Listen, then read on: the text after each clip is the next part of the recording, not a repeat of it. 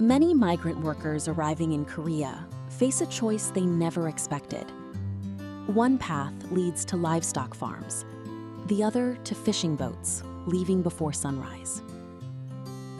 Both jobs are known for being difficult, even for Koreans.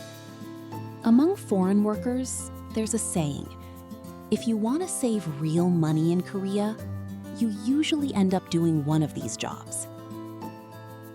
People leave livestock farms because of the smell, and quit fishing boats because of seasickness.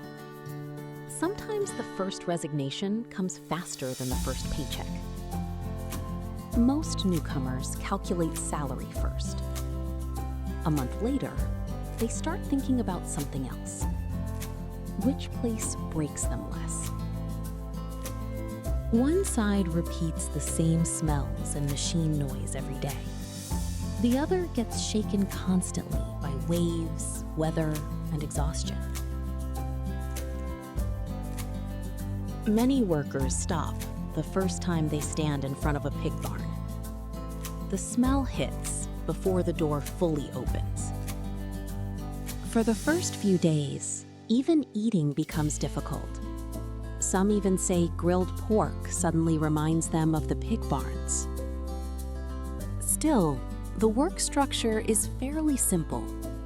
Feeding animals and cleaning barns quickly becomes routine. In most farms, the dorm is located right next to the workplace. The commute is 1 minute, but it also feels like living at work. Cow farms are usually quieter. Some workers compare the sound of cows in the morning fog to an old countryside radio. Pig farms feel completely different. The smell, the fan noise, and the flies never leave. Summer makes everything worse. Workers eventually learn to swat flies with one hand while eating. Still, the daily routine rarely changes. Rain or snow, the work continues almost exactly the same. Livestock farms often involve long hours alone. Some workers see cows more often than coworkers. Many become self-conscious about the smell of their work clothes. Even after showering, the odor trapped in rubber boots refuses to disappear. At the same time, there's usually less social stress.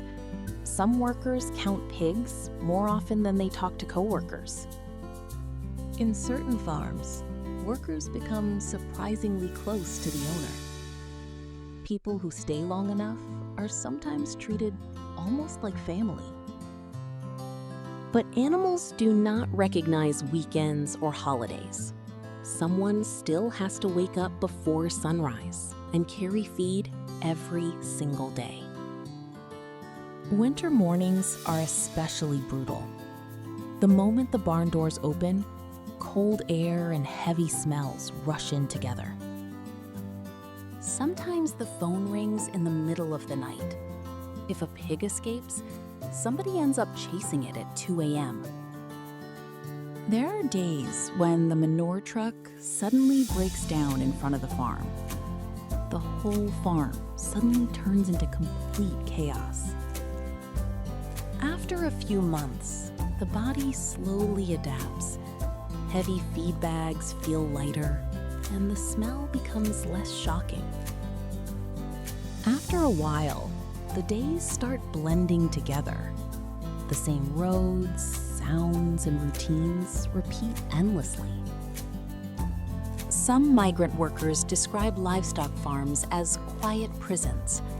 Others actually prefer the quiet routine. In the end, livestock farming exhausts the mind more slowly than the body. And around this point, some workers begin looking toward the sea. Fishing jobs usually begin around 3 a.m. The docks are already wet with seawater and fish scales before sunrise. First-time workers are often handed seasickness pills immediately. Among the crew, people joke, if you throw up today, tomorrow is the real beginning. Once the boat leaves the harbor, everything changes. New workers often spend their first hours just trying to stay balanced. Small coastal fishing boats shake constantly. Some workers end up staring at the ocean more than eating lunch. When fishing starts, the pace changes instantly. Fish, ropes, ice, and heavy boxes fly across the deck nonstop. Hands stay wet almost all day. Salt water slowly numbs their fingers. Winter at sea is especially unforgiving. Cold wind cuts through wet rain gear and drains body heat fast. Still, time moves incredibly quickly. There is barely a moment to stop and think. Fishing boats stay loud all day long. Engines, waves, and shouting never stop. But on calm mornings, the ocean feels completely different. Some say the sunrise almost makes them forget they're there to work. The problem is that the ocean changes fast. When the waves grow stronger, the crew's faces harden immediately. Smaller boats shake much harder than expected. People joke that mental strength disappears before the seasickness does. At the same time, crews bond quickly. People get close fast after freezing and getting yelled at together.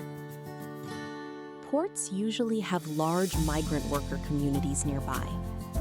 Late-night cup noodles and seasickness stories become normal conversations. Because of that, some workers say fishing feels less lonely than farming. But physically, the exhaustion builds up much faster. Stormy weather sometimes creates unexpected days off. But when the sea stops, the money usually stops too. The early departures destroy normal sleep patterns. Some workers say even alarm clocks start sounding like waves. Small fishing boats also have rough bathroom conditions. On bad seasickness days, even entering that tiny space becomes stressful. After a few months, many workers adapt to the motion of the sea. But sleep deprivation and fatigue slowly begin piling up instead. And yet, many workers still return to the boats. Somehow, the sunrise and the feeling of stepping back onto land pull them back again. Migrant workers in Korea experience completely different lives within the same country. A mountain farm and a fishing harbor feel like separate worlds. Livestock farms revolve around predictable repetition. Fishing boats revolve around constant tension and changing conditions. Many workers say farming suits people who prefer quiet routines. Others eventually move toward the sea because they cannot handle feeling trapped. For people who are new to Korea, livestock farms are usually considered the safer option. The routine is simple, and people usually survive the adjustment period more easily. But workers who chase bigger money or hate feeling trapped often end up choosing the boats instead. In the end, they are not choosing a job. They are choosing the kind of hell they can live with.